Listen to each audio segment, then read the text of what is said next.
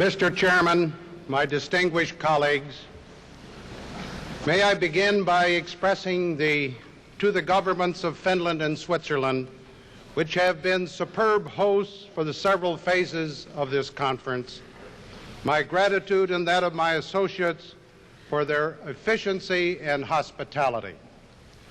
Particularly to you, President Kekkonen, I must convey to the people of the Republic of Finland, on behalf of the 214 million people of the United States of America, a reaffirmation of the long-standing affection and admiration which all my countrymen hold for your brave and beautiful land. We are bound together by the most powerful of all ties, our fervent love for freedom and independence, which knows no homeland but the human heart. It is a sentiment as enduring as the granite rock on which this city stands, and as moving as the music of Sibelius. Our visit here, though short, has brought us a deeper appreciation of the pride, industry, and friendliness which Americans always associate with the Finnish nation. The nations assembled here have kept the general peace in Europe for 30 years. Yet there have been too many narrow escapes from major conflict.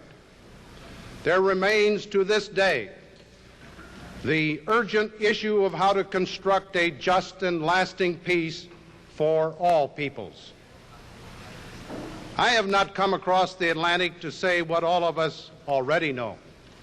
The nations now have the capacity to destroy civilization, and therefore all our foreign policies must have as their one supreme objective the prevention of thermonuclear war. Nor have I come to dwell upon the hard realities of continuing ideological differences, political rivalries, and military competition that persists among us. I have come to Helsinki as a spokesman for a nation whose vision has always been forward, whose people have always demanded that the future be brighter than the past, and whose united will and purpose at this hour is to work diligently to promote peace and progress, not only for ourselves, but for all mankind. I'm here simply to say to my colleagues, we owe it to our children, to the children of all continents, not to miss any opportunity, not to malinger for 1 minute, not to spare ourselves or allow others to shirk in the monumental task of building a better and a safer world. The American people, like the people of Europe, know well that mere assertions of goodwill, passing changes in the political mood of governments, laudable declarations of principles are not enough.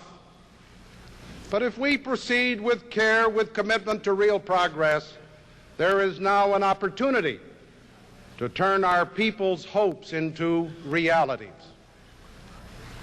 In recent years, nations represented here have sought to ease potential conflicts. But much more remains to be done before we prematurely congratulate ourselves. Military competition must be controlled. Political competition must be restrained. Crises must not be manipulated or exploited for unilateral advantages that could lead us again to the brink of war. The process of negotiation must be sustained, not at a snail's pace, but with demonstrated enthusiasm and visible progress.